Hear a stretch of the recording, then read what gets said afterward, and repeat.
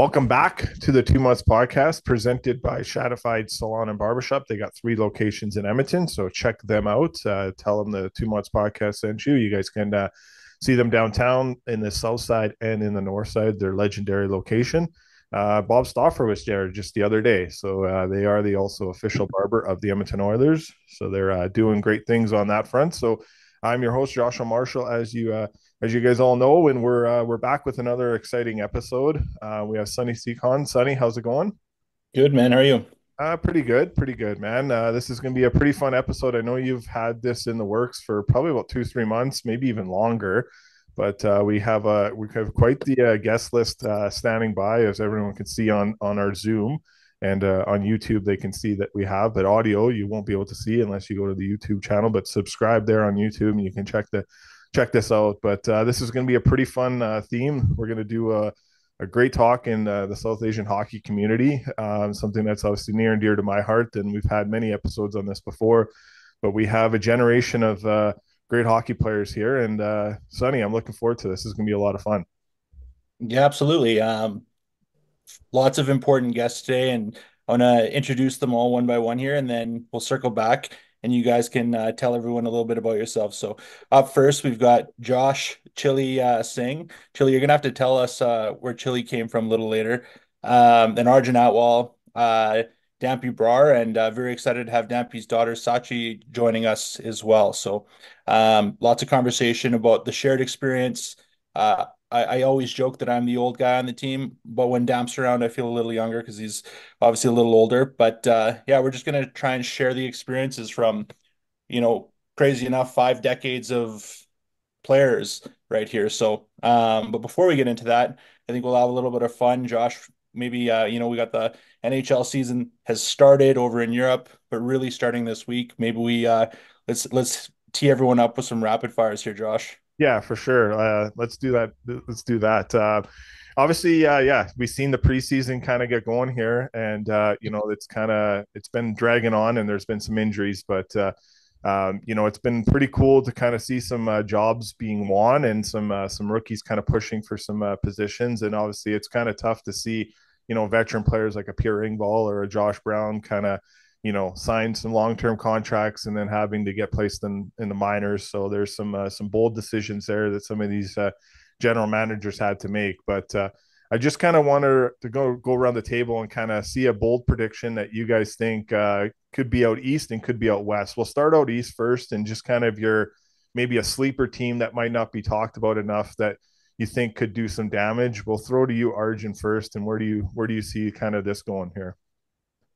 Personally, not the biggest dark horse, but I think after last season, people are definitely writing him off. I think the New Jersey Devils will be making some noise. I think the moves they made this summer have been unreal, and they got a great goalie tandem, which is very important. Hughes, if he can stay healthy, and Dougie Hamilton, then I think honestly they can go all the way with the talent they have. Yeah, it would be pretty cool to kind of see what happens out there. We'll go to the Bar family. Dabs, we'll start with you. Where do you think kind of a bold prediction out east could be for an Eastern Conference team? Yeah, what Arjun was saying with New Jersey, with the two Hughes brothers leading the way, even though they're pretty young guys, I think that's a team to watch for Boston. I think, again, one of those teams that can slowly knock on the door. Florida, again, I still think Florida is still good. I think, we talk about repeating again, there's that's that one team that could probably go in and get in the finals again and lose to the Oilers, hopefully, this time. So. Yeah, exactly. And throw to your daughter there. Where do you think kind of a sleeper team out east can be? And is there a team that you kind of been following for the last couple of years out east that intrigues you in the style of play that they have? Feel like New Jersey's really good because obviously the Hughes brothers, but Florida, they're doing pretty good so far. Hopefully, they could lose in the finals, but they're doing pretty good. Yeah. Can you just copy my answer? Maybe. Um, I wanna get some like real direct ones here. Like get it on the record. Like Chili, who's gonna win? Who's gonna score the most goals this year? The most goals. I don't think you can say anyone but Connor. I think he's going to come out with the vengeance, and obviously having Leon and Hyman by his side to help him get that is, I think Edmonton probably has the greatest support staff this year. I think the moves they made to bolster their lineup is kind of unmatched by anyone in the NHL right now. So my pick would be Connor on that one. And Sachi, who's going to win the Stanley Cup? The Oilers, Why? because they're just good, and they have McDavid, they have Draisaitl, they have good goalie. So you've got you're thinking it's an Oilers and either Panthers or Devils final. I like it. So Arch, who wins Art Ross then? If Chile's got Connor scoring the most goals, Personally, I have Ovi scoring the most goals because he's going for the record. So I'm going a long shot Ovi with another 50 goal season. 42 away for sure. Yeah, it'll be an interesting one to see. I put something on our Instagram account. Do you think it's where you guys would think? Do you think Austin Matthews scores 50 goals by the trade deadline, or does Ovi get 42 this year and beats Gretzky's record? That was kind of a bold prediction we put out, but interesting to kind of Chili. Where do you come out on that? I don't think you can go wrong with AM 3-4. I mean, I think he's entering his prime right now too. So I think he's just probably the best natural pure goal scorer in the league. I'm still sticking to my pick of Connor, but I'd say I'd say Austin beats Obi in that race. yeah, I still stick to AM there too, and it pains me. I don't like the Leafs at all, but I Ovi has no. There's no doubt he has the ability to do it. It's just I don't know who's getting him the puck. Like no disrespect to the Capitals, but the team just to put up 42, he's got to get a lot of looks, and he's not got the young man legs anymore. He's not. I don't know how much he's generating off the fly. So who's yeah, but you never know. Let's do one more here. Who's going to win Rookie of the Year? Oh, um, what are the choices? Celebrini or All the rookies, Damps. Yeah, Mitchkov on the Flyers, I think would be right up there. Yeah, Hitchcock. Yeah, Sam yeah, Modzic and the Flames. Yeah, you got Will Smith in San Jose too. yeah. So see, there's quite a few there. Well, easy choice is to go with Celebrini, but I think that Mitchkov is. I think he's going to settle in pretty good. So Will Smith from San Jose could be a strong candidate as well, right? So Yeah, at the end of the day, if you're in the Art, sentence of being Rookie of the Year, especially this day and age of hockey, you're doing pretty well. So yeah, and you got Carter Gauthier out in Anaheim, and yeah, you got what is it, Rucker McGorty with the Penguins, maybe Braden Yeager. I don't know if Braden Yeager ended up making the Jets, but yeah, there's a lot there for sure in terms of that. So the Devils have some players too that have done some pretty good things so far in their 2 games overseas. Anyone else want to jump in on that one? or Steve Baines. Yeah, He's looking good. another Boiler one killer. too. Yeah, there's another one too. Yeah. And I want to talk about him because this maybe I know I'll try to maybe taking over a little bit here. Sonny's just like I always see the biggest focus this past week and the other day was the Amazon series in growing the game and getting eyes on the game in a different way. Do you think Ashley Baines could be a guy that maybe is featured in one of these Amazon series going forward in terms of the generation that he can bring? We obviously heard some of the guys out east and even in Vancouver on some radio shows, talking about how prolific the community is behind him. I kind of want to get your guys' thoughts and maybe the Amazon series, what you guys seen, and kind of Baines kind of being a part of that, maybe being a featured star coming forward here. Arjun, we'll start with you. Yeah, I think that would be amazing. Not only just because of the him being South Asian and better look into the community and the actual support that the and traction that the game is gaining, but also just because I think just his career path has been not like linear. I don't think many people expected that 20-year-old season out of him, and then the progression I think he's made from 19 till now is quite different. I don't think you see players usually do that. I think usually by 18, 19 they're pretty set in stone and you see what's coming. But for him, I think it was he was good, and then he went to that great level. So yeah, I think it would be amazing. Just take a deeper look into that, and obviously where he is at today is very exciting. Jilly, yourself, your thoughts on the series and kind of growing the game too with some stars here. Yeah, I kind of binge watched the series, so it was awesome. Like definitely gave you more of a perspective into everyday NHL life and just hockey life in general. But yeah, I definitely think Arch would be a guy that could definitely end up on one of those shows, probably sooner than later, in my opinion, too. For me, not just as Arjun said that he's South Asian, but just kind of the embodiment of anything can happen if you work hard and hockey and in life. So it'd be a great story to see for sure. Sonny? Yeah, I think it would help the story immensely if he cracks opening lineup and he's a regular and he's showing. I watched two games in person to see him, and he's looking good out there. Um, so being an established NHLer only helps the cause. But whether he's there half the season or the AHL, I think the league would be foolish not to look at the story for all of the facets that these guys have touched on as like a marketing tool. And, you know, the league has been looking and waiting for players like this that you can then take to show to the world, right? Like, yeah, you can show this series dubbed in Punjabi, Hindi in India, and they might see McDavid and people might be like, oh, that's exciting. But it's another thing completely if you can have Arshdeep speaking Punjabi, showing his dad, showing him going to Gurdwara before the game, and then showing that like overseas, right? Like now all of a sudden it's like that. I'm not going to say it's like the Yao Ming moment in basketball, it's apples and oranges, but that's like what you're trying to kind of capture, right? Like you're trying to get that person that you can now take over there and people can put a face to what they're trying to achieve. So I hope they capture it and do something for it. And I also dislike the Canucks, but I'm really hoping that he has a strong year. I think he's going to have a pretty good year. So, Damps, your thoughts? Well, first of all, my daughter's sitting right next to me. When they were in Penticton for the Young Stars last year, we are all looking forward to seeing Arshdeep and so forth. And he texted me. He goes, "Just meet me at the hotel. I'll take a picture with my son and the players." Right. So he's very respectful like that.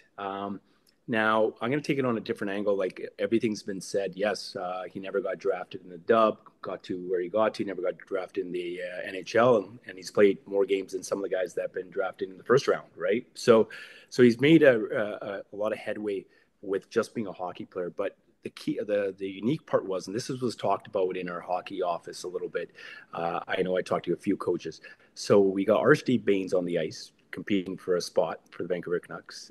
We got Chico is the equipment manager for Abbotsford. We got Harry Mahesh, who's the assistant coach for the Abbotsford Canucks South Asian. So there's three South Asians right there, and then you got Manny Malhotra, part of that as well. The Bainesy's younger. I think he's younger, maybe a little bit older. Cousin was there as a fitness coach. So there's like 5 or 6 South Asians in the Vancouver Canucks, Abbotsford Canucks organization. And that was pretty neat to see. And it's neat to see that because not only is it Archie Bayman as a player, equipment manager, assistant coach, and Manny Malhotra as the head coach. So you got to see at different facets the South Asian community in the game of hockey, in the system, if you will. And for me, being the age that I am and seeing the hockey world change, it was great to see that. And when I say they embraced it, it felt comfortable for them, right? So I had a conversation with almost each. Now, Arshdeep, I didn't have a lengthy conversation, but it was good to see that progression and being accepted and moving forward, I guess. Yeah, no, it's pretty cool. It's pretty cool to see. I think even in terms of like the Canucks being a generation in terms of, getting ahead of the change that was happening in hockey with, some of their assistant general managers being, with, Cami Granado is one of them. And, and obviously you see Jessica Smith behind the bench with the Seattle Kraken. So it's kind of opened up the doors. Even being at the rink on Monday for the Flames, it was just, Megan Mickelson was just so happy to see, an opportunity to kind of changing the game and kind of wonder, where that is for you in terms of your view of this, Sachi, in terms of seeing the game changing and giving extra opportunities and learning that, that, this game is open to everyone and how you feel about it and what you can see in maybe an Amazon series going down the road. Because obviously it looks like they're going to continue going down this path of these great documentaries. Yeah, I think anytime there's a documentary, anytime there's a highlight of a certain part of the game, and that's what attracts a lot of people is the based on a true story or a documentary, and because it tells a real story or almost a real story. And my daughter's sitting, like I said, right next to me, and with the PWHL coming in the picture and having a strong attendance throughout the season, and like even at the All Star game, and seeing how many people were there watching the All Star game, and sometimes people were making that comment that, oh well, there'll be a lot of people at the PWHL game, and to see it like sold out, if you will, or having almost the capacity just shows that the shift in thinking is that's the most important part of it, is the mindset is changing for people. There's a respect level for PWHA, the female in hockey, even in basketball with Caitlin Clark being rookie of the year. She's a Caucasian girl ripping it up and playing. And you know what? And anybody that watches Caitlin play, she's aggressive. She passes the ball very well. She plays with a lot of attention. So like, and people want to go and watch her. They have more people in the crowd than the men's NBA games, right? Correct. So that's what I like, is that now there's more focus level and on the diversity side, not just the South Asian ethnics and all that, but on the female side as well, right? It all ties it all together, right? And it's a pretty amazing thing. Sonny, we'll throw over to you here. Yeah, I think it's a great like jump off point for what we're here for, which is kind of like our panel discussion. Because yeah, I agree that changes are starting to happen, and equity, diversity, inclusion is more than a buzzword now. You're seeing it firsthand. But I kind of want to take a moment and reflect on like how we got there, and the wins obviously, and then some of the challenges that we still might face. So I'm going to circle it right back, and we introduced everyone at the start, but I'm going to ask everyone to introduce themselves again, and tell. So we'll start with you, Chili. Like, Josh, Chili, Singh. I've known you your whole life. Lots that are listening won't have ever heard of you. They won't know that you were an elite ice hockey player. So tell us who you are, how old you are, and give us your bio. Why'd you start playing hockey? And we'll go from there. Yeah, no, absolutely. So my name's Joshua Singh. For those of you wanting to know the explanation and rationale behind chili, my dad would just take me to grocery stores when I was little, and I'd always just kind of either steal the chili peppers or just eat them right there in store. So the nickname kind of stuck that way, and just been getting called it by everyone pretty much besides my mom and dad my whole life now. So yeah, I'm 22 years old. I'm a student at the University of Alberta, and how I got into playing hockey was just through my older cousin Dante. I tried out a whole bunch of other sports. I was fortunate to have the opportunity to get put in things like soccer and slow pitch and basketball. But ever since the first time I put on skates, and obviously wasn't very good, but just really attracted to all the movements involved, all the fun you could have with it, and saw people playing at a older and higher level, and just thought that hopefully that's where I could be in the future. Arch, same question. Yeah, so I'm Arjun Atwell. I'm a 25-year-old South Asian hockey athlete. Why I started the game was just because my family, I was fortunate enough to have cousins and my brother actually play. So I was actually in rink since I can honestly remember, 2, 3 years old. I'd be watching games, and uh, I just had a passion for the game. I would always be high-fiving my brother's teammates, or playing mini sticks around the rink, collecting pucks like you see the little kids now. So I was luckily fortunate to have that opportunity to go to hockey, or have a little bit of guidance that even my cousins or brother didn't have. Um, so in that way, I think I'm quite fortunate. But there's a lot of even guys that we play ball hockey with now that I think if they had that guidance, or that chance to be into ice hockey early, we could have seen a lot of really good South Asian ice hockey athletes come out of even the earlier generation. So that's kind of how I got in, and why it's just a passion. I loved it, everything about it, the competitiveness, the culture, the work ethic that it got into, and luckily I was an athletic kid that kind of got in early, and the rest was kind of history from there. Sachi, how about you? Well, I got into hockey because my dad put me in it. And I think he always knew that I was going to play hockey.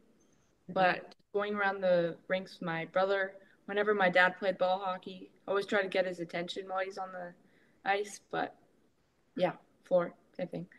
But I would always be with my brother playing mini sticks, going around the floor, watching my dad play hockey. And then I got put on skates. And I was kind of just in Timbits playing hockey because my dad told me to. But now I actually love it and I see the passion and I see the future. And yeah, That's awesome. And she had a game today. So, uh, you know, Friday, Saturday, she was busy with volleyball, and then today she had a hockey game. So it's good to see that she's playing two different sports right now exclusively, and I'm glad she's liking the game of hockey too. So. That's great to hear. And Dampy, well, before I tell mine, you know, how did you get into it? I know it's back in Sparwood. Um, Yeah, I would say like I would watch a bunch of kids play road hockey that on the front steps when I was 4 years old, and I think my dad kind of found out like I would just stare, just like I was like watching TV. These kids play road hockey with a tennis ball, laughing, giggling, and they're a little bit older than me. And then he brought me a hockey stick. I had a plastic puck, plastic stick. I was in the basement, shooting on a milk crate. And then we had older East Indian guys in Sparwood that were playing hockey, 4 or 5 years older, and they said, "Why don't you put them in hockey? We put our kids in hockey." And I was glad that there was that older group that was in hockey. That made it easier for my dad to decide. And from the time he decided to put me in hockey, I think it took about 2 years for our family to kind of get adjusted. My third year is when I started scoring goals, and I think that helped out with my dad going, maybe we'll keep him in there, right? So scoring 13 goals and 8 goals in a game, respectively, and then getting moved up, playing with older kids really helped my dad. And it's more helped my parents kind of accept the game because it was foreign to them being from India. So if they see their kid doing well and they're getting moved up, it kind of made an easier decision to support me in hockey. And I laid the foundation down there, but only with their support. So and now I'm very fortunate. I always wanted a daughter, and I've said that in the last podcast we did, so that she can have the same opportunity as my son to play hockey. And I'm glad, like she made the zone team, so it's like a quadrant team. So she had to get selected, so that was good. So he's playing there, and she's learning. And I'm very happy when she's playing. When the kids are playing any sport, she does track as well. It's just like my Seba and all that. But the biggest thing is like as a dad is to see your daughter play hockey and go through the same things that you did when you're younger, same kind of the challenges of learning the game at a higher level, like learning the little intricacies on the ice, the preparation beforehand, getting to the rink really early. Now she gets to do it. And the best part of it is she's going in. She's got a game. We're traveling this point, and she's got her name bar on the back and with the ponytail. So it looks pretty cool. So for me, is like, it's great that I got to play, but for having both kids playing the game, it means the world to me. So. yeah, for sure. Yeah, I can't wait till my little guys out on the ice or on the court causing havoc for sure. You guys all know me, Sonny, 38. My earliest memories, I lost my Bapuji growing up. He lived with us. He passed away when I was quite young. I don't have a lot of memories, but the memories I do have were, you know, he loved the Oilers, the Dynasty Oilers. So I'm born in 86, so 87, 88, 89, 90, great years. And I just remember he just would watch these games and he didn't understand the language. This is pre-hockey night in Punjabi. And that was just something that we did. And, um, you know, none of my family, none of my cousins played ice hockey, played any hockey. I was fortunate that I had a guy in the neighborhood that played, Brady Thompson, and his dad, convinced my mom and dad to throw me in tryouts. And I remember at my first tryout, Claire Drake Arena, almost walking out. I'm crying because I was like, I don't know anybody here. And Mr. Thompson was just like, no, man, like just go have fun. And I never look back, right? So it was like a moment I'll never forget and why I got in the game. But yeah, I mean, what I'm hearing here is a lot of the common themes that if I asked anyone, like Josh, if I asked you, like, why did you start playing hockey?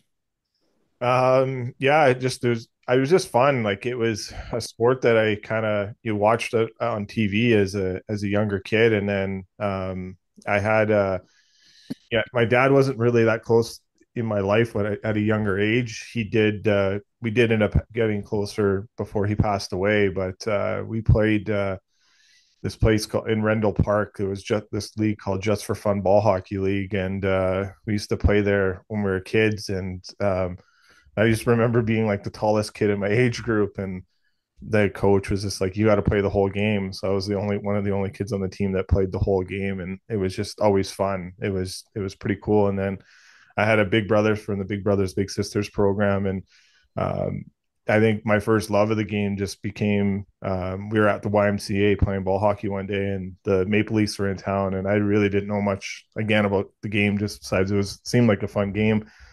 And Matthew Schneider and Doug Gilmore ended up walking in to work out, and they were playing the Oilers like the next night. And I just remember meeting them, and then obviously I went on to like to idolize Doug Gilmore, and then ended up interviewing Doug Gilmore on this podcast. So it's like pretty cool that like you someone like that to me was gracious enough many years later to give back his time to do an hour interview. And as we think we can all kind of say like there are some challenging things with this game, and I'm still kind of dealing with it and being an advocate for injustice, and there's still a big shift that needs to kind of happen, and it is kind of happening. But in terms of just growing the game in a fun way, in like kind of like what Chili said earlier about the documentary, you get to see a different light of these players, and getting the privilege to be credentialed with a media pass in this league, and getting to see what these players go through on a nightly basis is quite remarkable. And you have so much respect for it, but it's also the time and the appreciation that they give back, and that's something I think that every single one of us on this call has learned from they're a family member, a mentor, so I think it goes bigger than just the game itself getting on the ice. I think and not to get too emotional on it, is like and it's first time obviously meeting you, Chili, but I know that if you're a close friend of Sonny's, you're going to be a close friend of mine. And but knowing some of the other people here, and and just having the respect that you guys want to give back to the game and give the opportunities that was given to you, given to someone else, but also being there to support them when challenging times come in front of them, because that still unfortunately happens in the game. But it's the safest and the most beautiful place that I feel is inside of a rink. Doesn't matter which rink it is. That's the most safest place in the entire world where I feel. And it's because it's the people involved. And since 2019, the Calgary Flames have been nothing but great to me. And I know how you guys all feel with the Flames, and supporting great theme nights and the South Asian nights. Obviously, the Oilers are part of that too. So I know rambled on there, Sonny, but that's kind of where it all kind of is. No, and it's not like rambling. I think you were trying to draw comparisons here, right? That like, you're a 1984 born Canadian Caucasian guy. I'm an 86 born, half Punjabi, half German. Yeah. So actually, if my math is right, you're probably like a 2011-ish born. And so it doesn't matter, Dampy, like you're, I don't know, like mid 40s. Late 40s, 1976. I'm 10 years older than you, bro, but I look 10 years younger than you. You look So 29. Yeah, 100%. But it's please that don't. the dippity do. That's I gotta get that. But no, we're gonna have some fun, but like where I want to go, and I don't want to make light of the situation, but like, Damp, you don't have to get into it, but you've played the game longer than all of us, right? I'm sure there were, one or two incidents from your early days that might stand out that may have wanted to make you stop.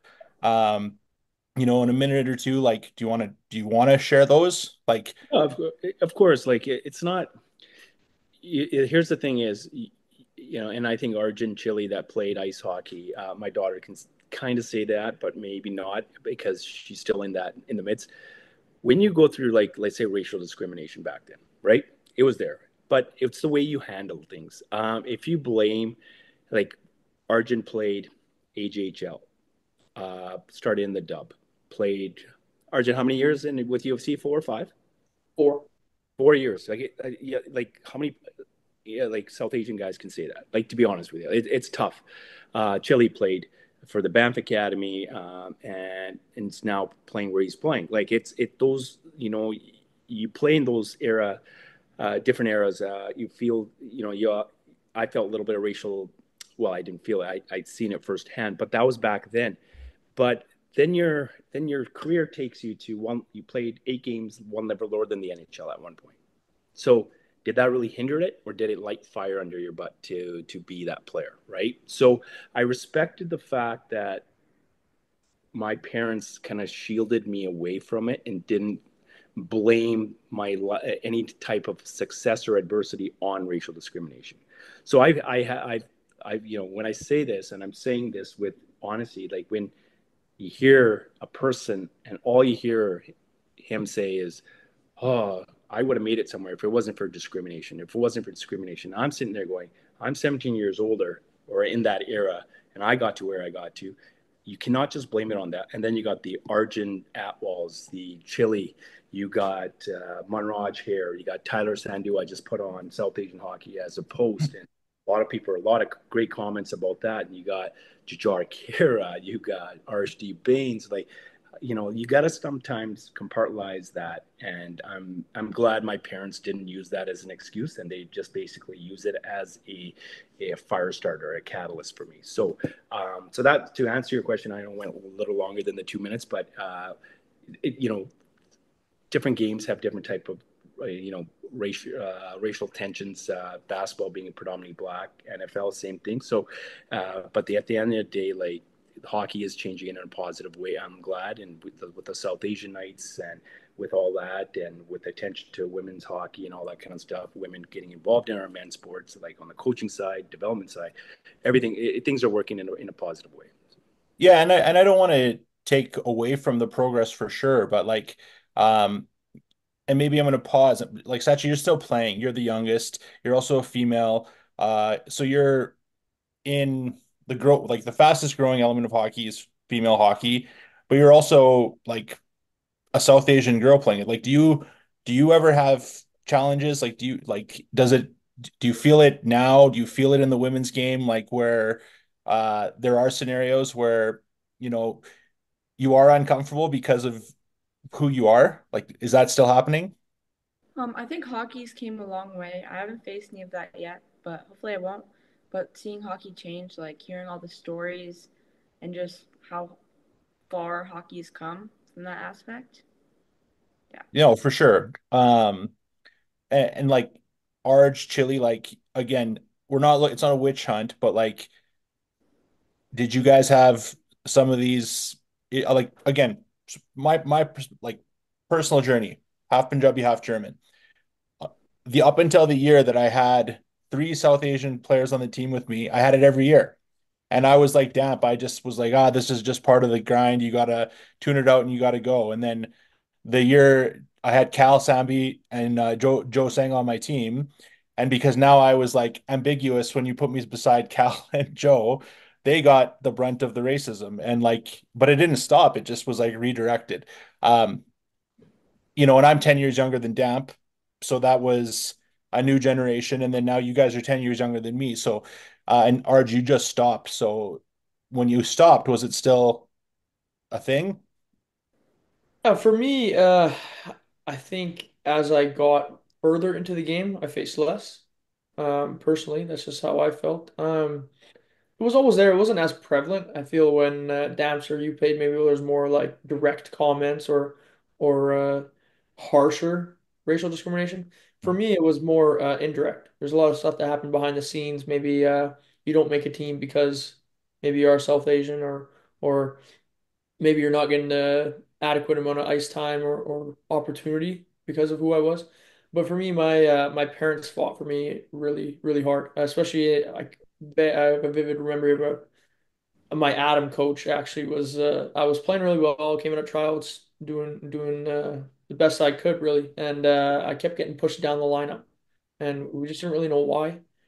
So my dad reached out and very nicely, just wondering why or maybe whatnot. And we obviously got a answer we didn't love, so my dad kind of went after it. He said uh, he kind of stood up for me and said, "If you're gonna face that, we don't need to play here or do that." And in the end, that coach actually became one of the closest mentors I had throughout the game. So not only did it allow me to progress my career, it shifted his mindset. Um, Kind of it made him learn and grow as a person and help me in my career. So I still am in touch with that coach till this day and actually his family as well. His kids ended up coaching me further down the line. So I just feel like hockey's come a long way. Obviously, there was, and there still may be at various levels or different places or locations, some discrimination, but it actually helped me embrace my culture and who I was. And it, like Dam said, it lit that fire in me to go represent. I want to lead the league in scoring. I want to be the MVP because of who I am and my last name and where that comes from. So for me, it kind of worked in that sense. It drove me to be the best I could, but uh, just being there for kids nowadays, like Damps and I and you're doing, Chili's getting in there, is big. I think now they have us to look forward to and fight those battles if they do ever come up, which is very important, I think. Chile? Yeah, I know for me, there's a couple instances that I think I've actually talked to both Damps and Arj about, and they've helped me get through it. But just like some direct racial comments, one that always stuck out to me was game two in my 19-year-old year in the playoffs. We got in like a little scrum and right in front of the ref. He said, "Go back to your country." And like that was the first time for me where I really questioned, do I belong in the game of hockey? And kind of pondered that for the next couple days. And it was definitely an unfortunate feeling. So any chance that I or we have to eliminate those feelings and those comments for kids who are growing up and playing is something we're obviously going to do and looking forward to. But there's been a couple indirect things too. For me, I always thought the best way was just to not deal with the comments made and just keep my focus on the ice. But I think looking back on it now and having some time to reflect, I wish there were a couple times I could have stepped up for myself and just voiced my opinion, because that's one thing too I've learned, just not just in hockey, but hockey's helped me realize a really good life lesson is that you have to fight for what you want. You have to go out there and take it. If you keep waiting for someone else to do it, you're never going to get there. So Yeah, and like again, make no mistake, um, I've been in and around the game for over 30 years now, and the progress is there. It's staggering. But at times, I'll say in front of you guys, I'll say to if I'm talking to a player, if I'm talking to an executive, that the progress still frustrates me, right? And there's, I want to fixate on two things Dampy and Arjun both said, right? So yeah, you guys had that inner compete and that desire, that basically professional athlete mentality where you were going to turn anything into motivation to go. But not everybody has that, right? And not everybody has the ability to tune out, let's call it what it is, like complete bullshit that shouldn't be happening, and use that as fuel to push them further, right? And this is going to sound weird, but I'm not, yeah, actually all that worried about the guys that are like you and Damp or Arshdeep or Jujar who would have had to face all of this their whole lives. And to get to the professional, the top league, whether you're NHL, F1, MLB, you're going to put up with stuff. And the guys that make it, the women that make it, climb to the top of the mountain for a million reasons. I fixate on this because, I spend most of my time in youth hockey around 9 and 10 year olds.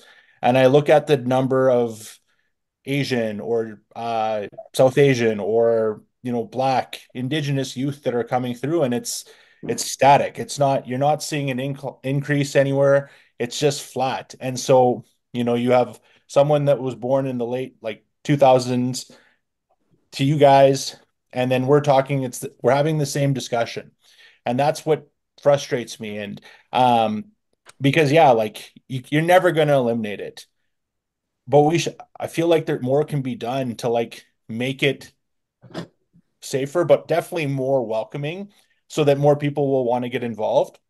And I don't want to take away from like the work that's happening, and I want to celebrate that. So uh I'll leave the thought there, but that's where I wanted to flip it to you, Damp, and you, Arj, to talk about, programs that are working, right? Like I give both of you guys full marks, and maybe talk a little bit about AZ1 and South Asian hockey. You guys collaborated on an amazing event.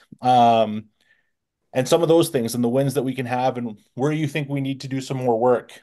I'll throw it to you guys first. Go ahead, Arj. Yeah, so for me, like you said, it still exists today, especially at those younger ages, which is alarming. I feel like it's a lot more indirect. For me, like just this past month, I helped three kids actually who were mistiered, like drastically dropped.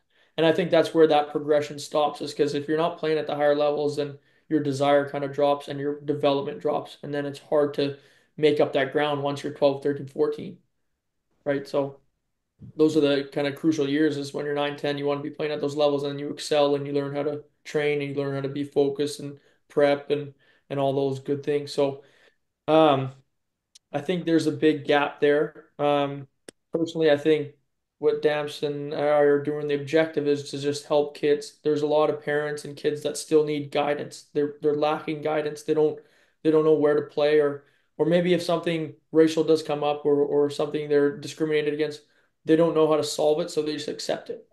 So that's kind of where we step in. I think is the biggest part for me, is what I've noticed the last year, especially, is I have more and more people just coming to me saying, it's not what we would need to do on the ice or how to train. It's how do I get out of this situation, or how do I deal with this? What are my options? So um, we help them find teams. We help them find different routes of development, of how to get further in the game, and I think that's our biggest contribution. As much as we do the on ice training, we do the off ice training, and we create relationships and a network for these kids and even younger adults.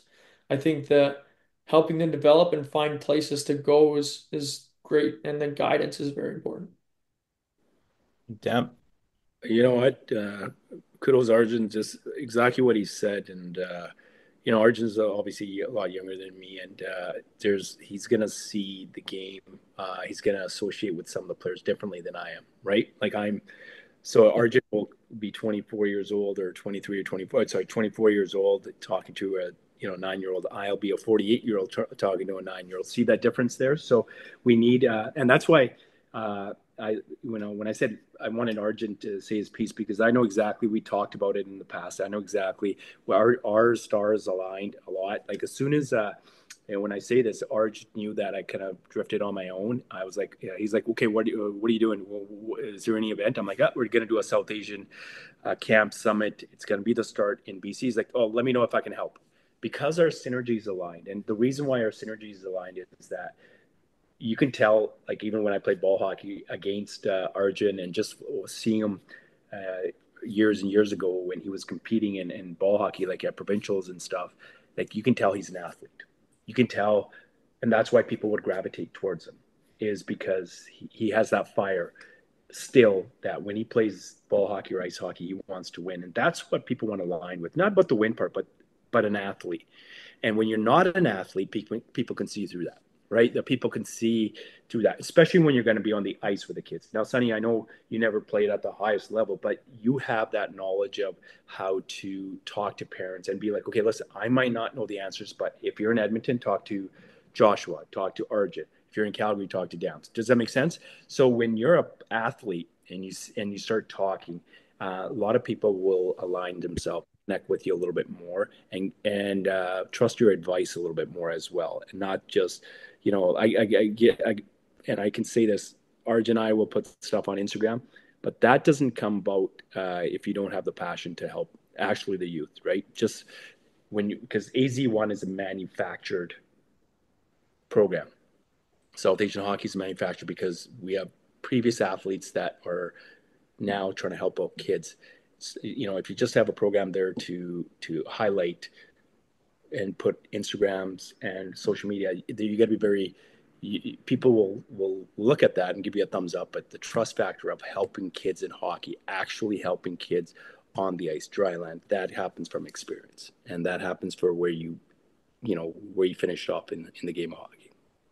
No, agreed. And what I did play, I was a AAA ice hockey player, Damp, but Yeah, I know that. I know that. no junior. But Chile, like, such a with seeing what these guys are doing now, like obviously you're still in it. So such maybe sometimes it might be a little too close because the guy you would go to is sitting right next to you. But knowing that you have that, what does that mean for you? And like Josh, like, do you think how different do you think the game would have been for you had stuff like this been around even like 6, 7 years ago?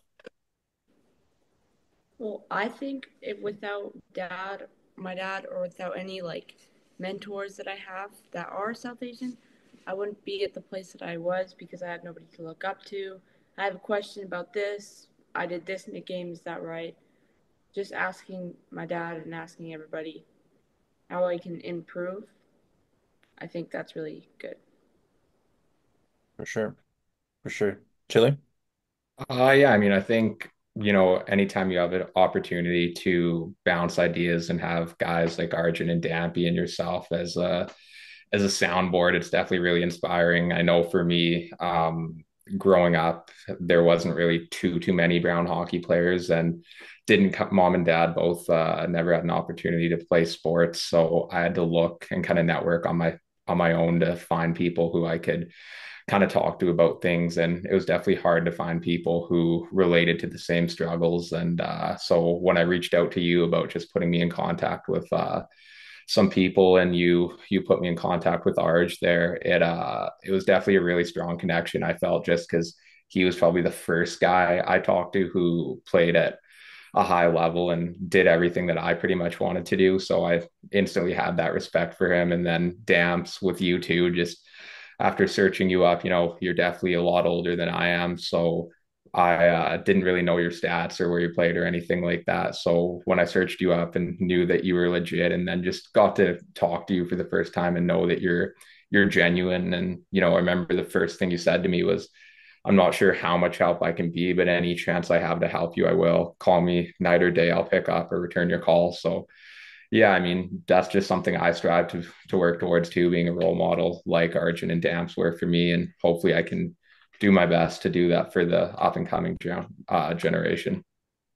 For sure. And like I've said this before, and I'm not a delusional guy. I was never going to be an AHL player. I was never going to be an NHL player.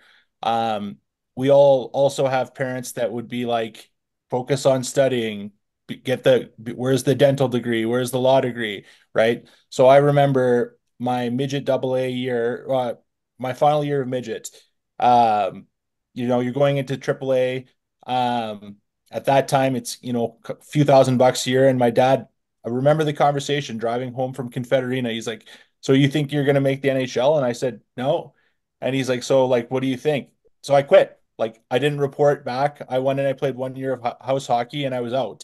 Um, and at the time, that's where, looking back on it, I wish that there was someone like Damp who could call, like Josh, my dad, call Nindy up and be like, talk to him in Punjabi, say like, listen, like, yeah, you're right, he's not going to play in the NHL, but like, if he just does this, he's got good grades, maybe he gets to go to an Ivy League.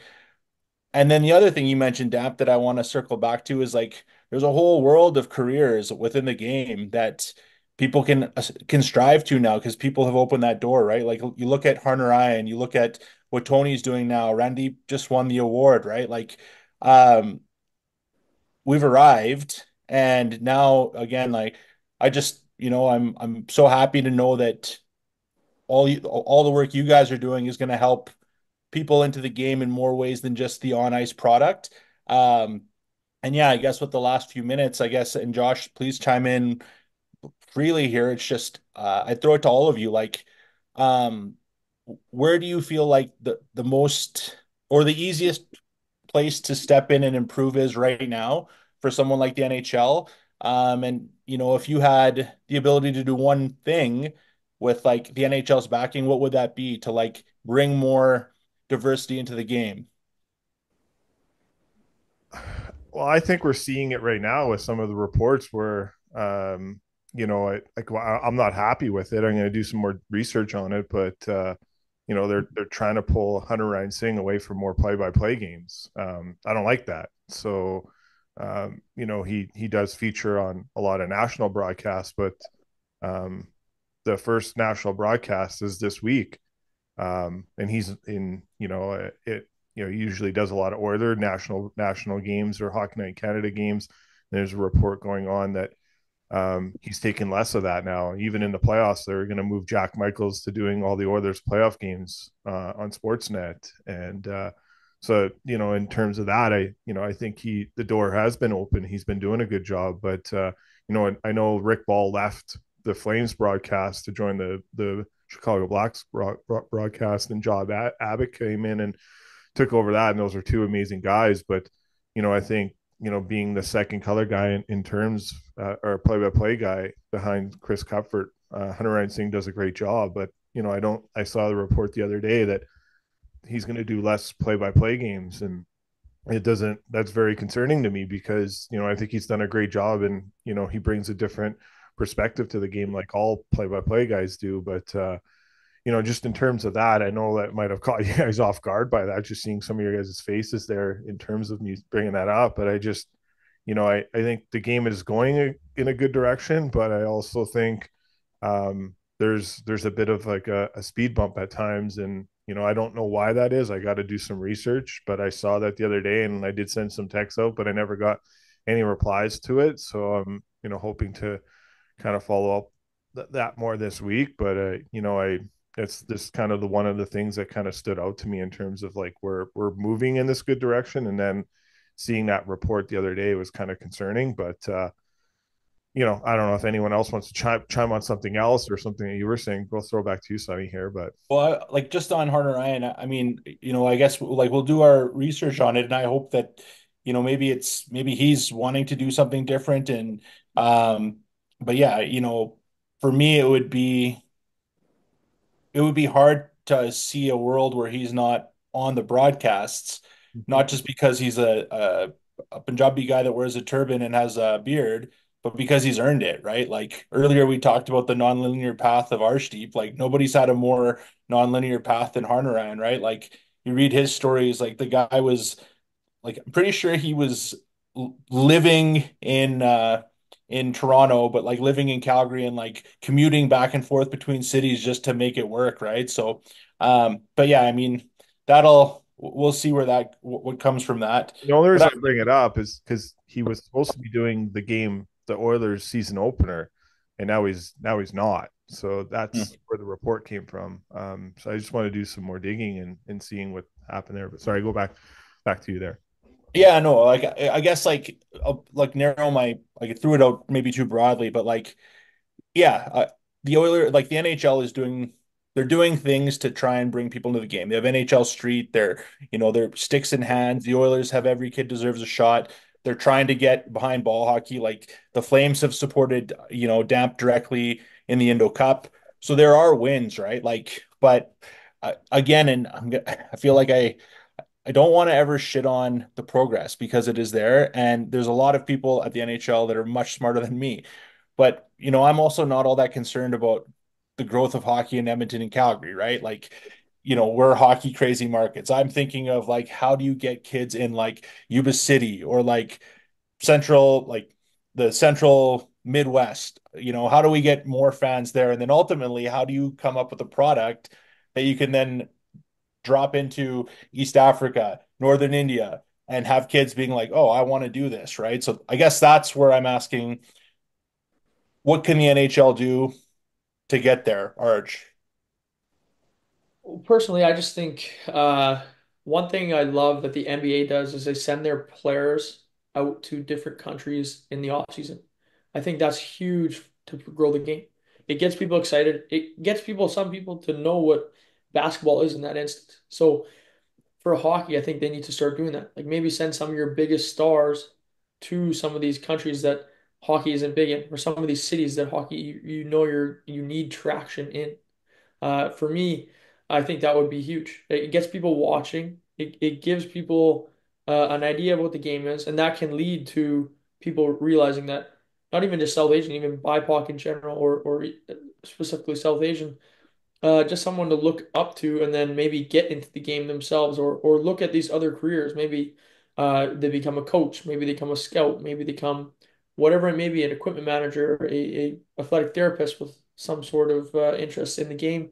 I just think the more people we have in the game and in those networks, and the more people that learn that there's more to just making the NHL by playing hockey, whether it's learning life habits, values, getting a scholarship, getting a job, networking with endless amounts of people. I think that's what needs to be realized. But that stems from the biggest stars in the game making people realize that this is what hockey is, and learning about it more than just you see it and there's 10 people chasing a puck.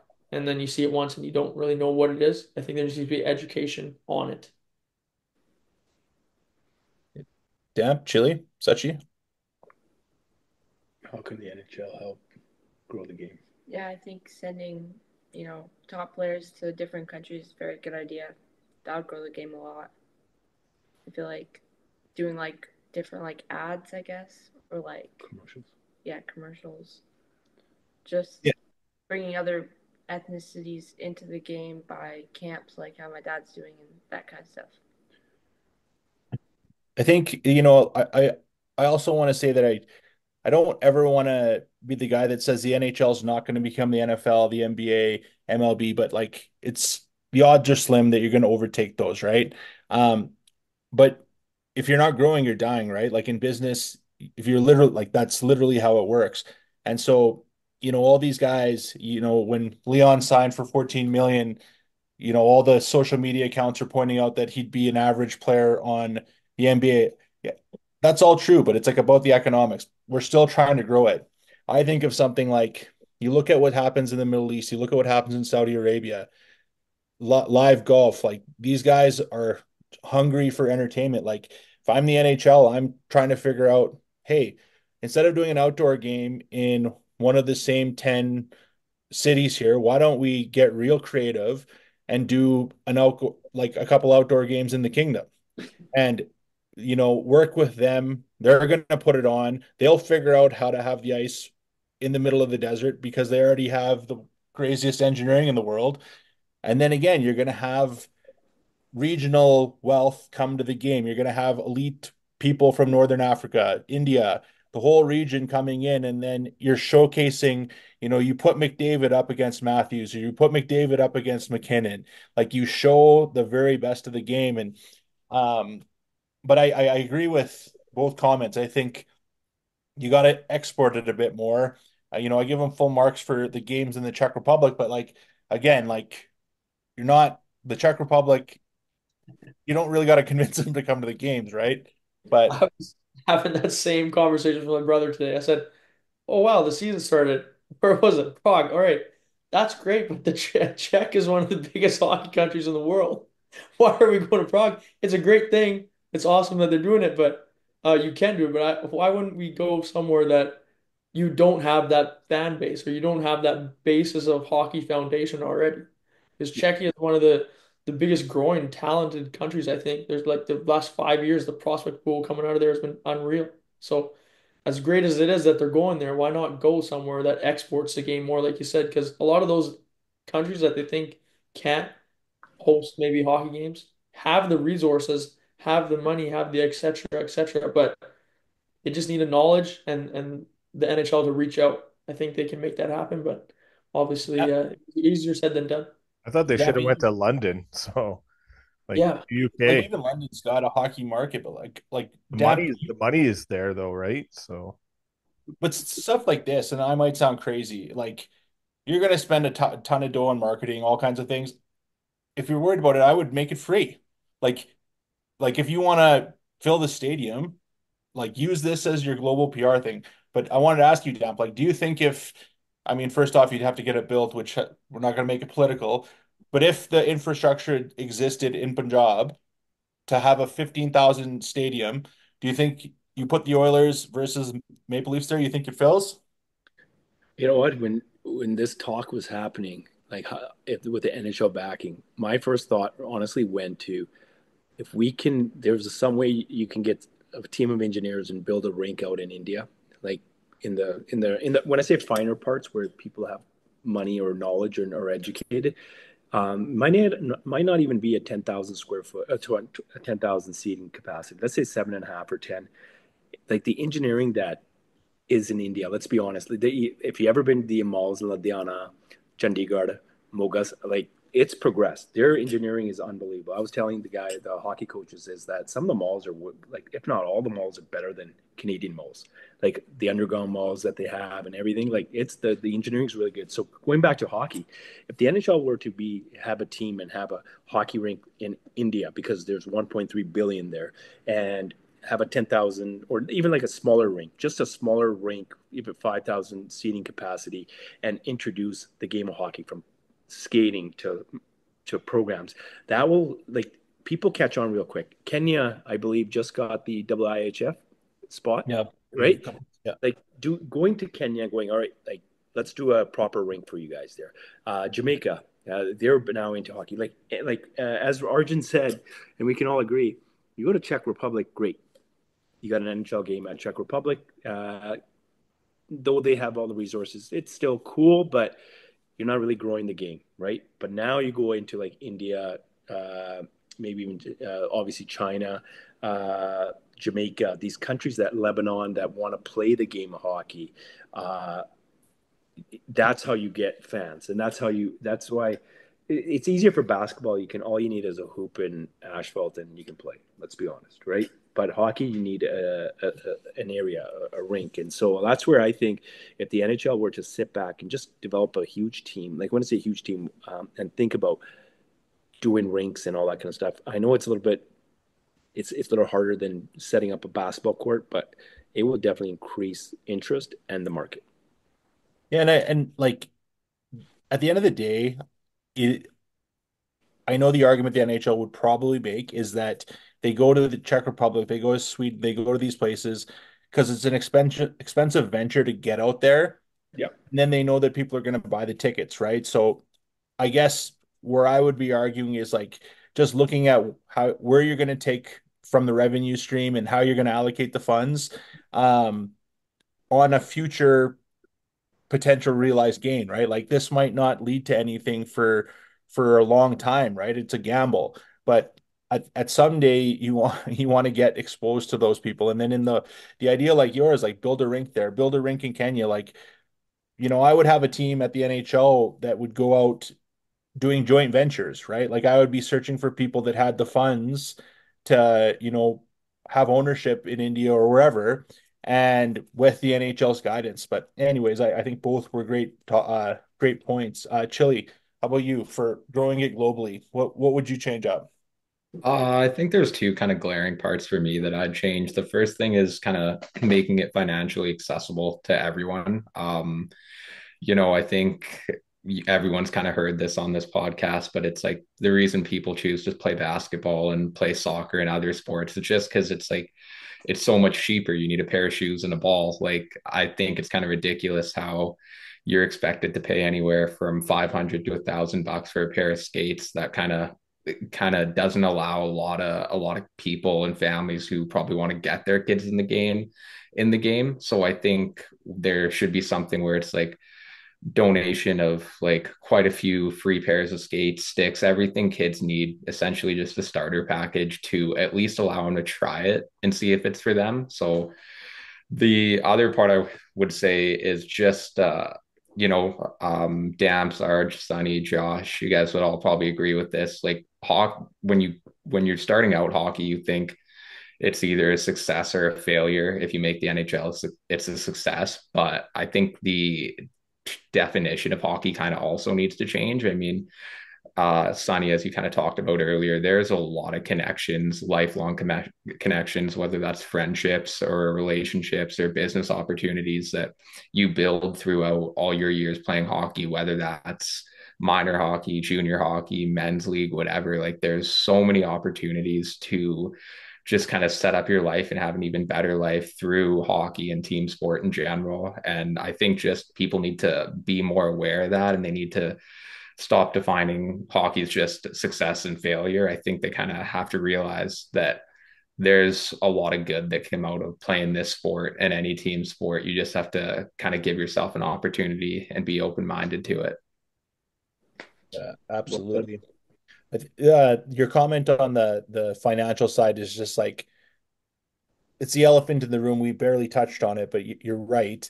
The countries that are playing, when you cross reference like the GDP of the nations that are, the top 10 hockey playing countries in the world, it's no surprise they're also the highest earning countries in the world. So there's that, the allocation of ice, like you're not going to have African and Indian team playing on an ODR. So you got to get creative there. But the hockey, like the cost is definitely a thing. Like Sweden, I didn't actually know this till listen to Spit and Chicklets the other day.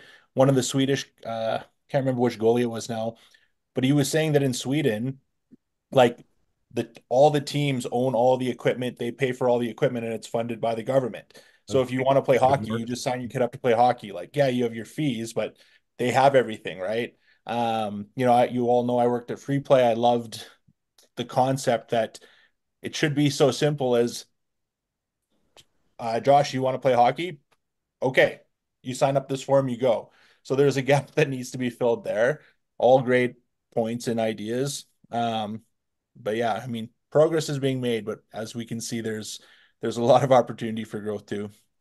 Uh, Josh, throw it to you. Well, yeah, it was Markstrom that said that. So it was Jacob Markstrom on Spit and Chicklets. He talked about that. There's each goaltender two sets of this and two sets of that. So it was more feasible in terms of that way. So I do think it's a Chile just put it like great comment is just make it more affordable for them to play. But we all seen that clip on Instagram of Brian Burke talking about why hockey's the greatest sport in the world because it's a sport that not everyone else can do. Like you got to all these athletes are great at everything on the ground, but it's like you got to translate that onto a sheet of ice, and you have to have the sheet of ice. You got to have the equipment. You got to have the officials, and you got to be able to like turn on a dime and get hit at any point and it's a hard sport to play, but it's also the greatest sport to play, and it teaches you, as I think a lot of the theme here today is, it teaches you a lot of life lessons outside the game. And I think that's the biggest thing that we can all take away from it as the podcast is ending, is that all the great things that we've learned about this game, it's turned out to be the life lessons that we've taken away from this game that are going to mold us into the people we are going forward, and wanting to be using our platforms, because when you go out and do the things that you guys are doing, you're creating a platform to make it better for everyone that comes up and plays through your program. And you want it to be as fun, you want it to be like your whole motive in hockey, and my thing is, when you go to the rink, you should be smiling, and when you leave the rink, you should be smiling. And I think you said it again earlier, Chili. It's like, just because you make the National Hockey League, that shouldn't be just the goal. Like if you play in any of these other leagues, that should be the goal too. And it was like, again, I saw that. I know I referenced earlier in the pod about being at the Flames practice and the game on Monday of last week, and just seeing some of the players that already know that they're getting sent down to the minors, but they're still just grateful that they can play this game and learn this game. And look at Jeremy Swayman signed a big contract today. The first thing he talked about was Matthew and Johnny Gaudreau, like before he said anything, like the same agent that he has. And talked about how much those two meant to him, and he's known them ever since he was like 16, and it's life lessons going forward, and paying homage and paying it back to people that have done a lot for them. And I think just the life lessons that hockey can bring us is probably the most amazing thing and the most beautiful thing about this game. But I think if it can get to a point where it's not as expensive, I think we'll be able to make it more more enjoyable and more fun to watch. But I think if you can tap into these other markets and use that as a stepping stone, maybe the Leon Draisaitl contract changes and these players are making $24 million. Like, look at this, guys. Like, just think of this for a second. Look when like Bill Guerin and Doug Waite like were playing in the National Hockey Bobby Hole League. They're making like 10, $11 million. Like think how long ago that was. And like now, like going into this year, like Connor McDavid makes $12.5 million. Like it's such a big change from like, and it's weird that that is a that happened. Like, these guys were making 9, 10, $11 million back in the day, years and years ago. And then the game you would think has changed, but it hasn't. And I think that's obviously a product of the salary cap in its own right too. But and I think Gary's done a great job of growing the game and continues to grow the game. How passionate he was to get Willie O'Ree into the Hockey Hall of Fame. Like that was something that Gary really pushed and wanted to see happen, because it obviously, in his eyes, it should have happened sooner, but it happened. And that's great that it happened. And it's opening up more doors for players of minority backgrounds. So I think, a lot of people can crap on Gary, but I think Gary's done a great job in growing this game. For sure. Yeah, and again, running theme is I don't want to take away from a lot Yeah. of the progress. It's happened. It's just, I know for me personally, and very much just me, I'd like to just see more of it. Before we close, throw it to everybody. Damp, Arch, anything you guys have cooking up that people should know about, either with your platforms, maybe together? Well, I'm hoping Josh will play at Indo Cup, but us three will be helping organize it. As we, as the new year starts to come around, we'll be heavily, like even before that, we'll be organizing some stuff, getting ready for the Indo Cup. And we exchange text messages on that. So that'll be pretty cool. And then hoping to do collaborating with Argent to do a South Asian camp summit in Edmonton this summer, in Calgary, Delta, Surrey, BC again, and whatever other things we can do. So there's some things in my notebook that I have, and you guys will get to see what we do and be involved with it as well. Arch, anything else on your docket? So far that's what I got. Obviously, just each year I want to get better and expand, but hopefully a couple things can come through, but nothing I can confirm right now. So obviously, always a lot of ideas and always looking to do some cool things. So hopefully in the near future I can let you know. And Chili or Sachi, anything exciting coming hockey ways for you guys in the next couple months? Actually, you can go first. Our season's starting. Yeah, soon. How many exhibition games? You guys played 7 or 8? They played about 7 and 8 exhibition games. So, but yeah, she's busy with. You can tell. What are you busy with? Sorry. Volleyball, hockey. Yeah, my season's coming up soon. I'm super excited for that. So We're wishing you all the best with it, and I'm sure we'll hear about it. Chili? I mean, yeah, just continuing to learn from everyone on this podcast, and just kind of keep doing what I'm doing, trying to grow the game the best I can, and just spread my knowledge and kind of be a mentor for anyone who wants to listen. And you're hoping to be a first round pick in the next PEL ball hockey tournament?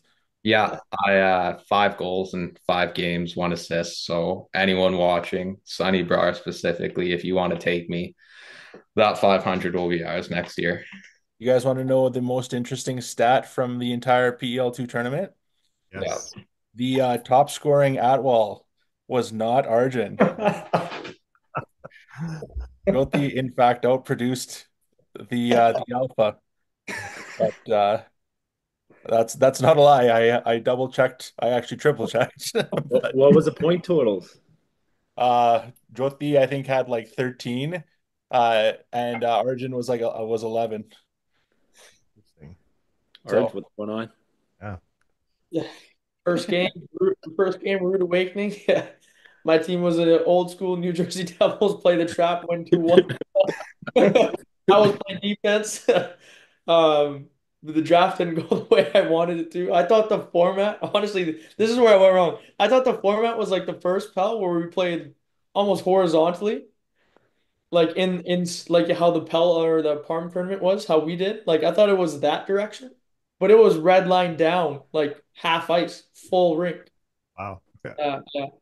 Change of events when I got there that morning. So yeah, rude awakening, but I'll be back for the next one here soon with some fire under my butt.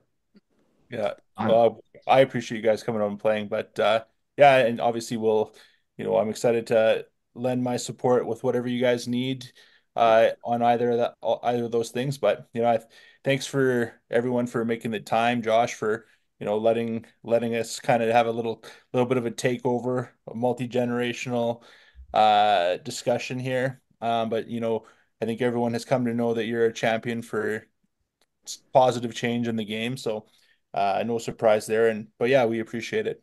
No, anytime we can do these on our podcast, is Clay Vanderham likes to call these episodes mutts off the leash. So we're going somewhat off the leash and in good positive conversations. It is quite amazing. I think I was sharing some numbers with you guys before, like the amount of downloads we get on the audio version of these is quite amazing. And Damps and Arj have brought in some new listeners to our pod because of that. And we're currently sitting like top 50 in Canada. So that's saying something for hockey podcasts, knowing that there's probably a lot of them and how big Canada is. And yeah, we're right in there with the Nielsen show and the Gregor show, and nowhere near Stauffer's numbers because his numbers are obviously pretty good. But yeah, just to be in the conversation of the top 50 because we bring interesting conversations like this and important conversations like this is pretty good. And people want to listen to it. So when the numbers are there, it's refreshing to see that. And they outdo numbers of a Darren Dreger interview for argument's sake. So it's really positive in terms of that. So yeah, I don't know, anyone, you guys want to add anything before we sign out here? I just want to say thank you for having my daughter by my side. It's something that is pretty special for me. And just you know, she plays hockey and she plays volleyball and other sports and all that kind of stuff. But just to have her on the side and for her, you guys to welcoming her on the podcast is, like I said, very special for me. Yeah, no, it means a lot to us too, and it's a pretty cool moment in the family there, so that you can cherish for sure. All right, is that it, Sonny? Is there anything else you want to add? That's all, guys, and everyone. I appreciate it, and we'll talk soon. Yeah, we'll be back with some more episodes this week as the NHL gets going. Stay tuned to our channels.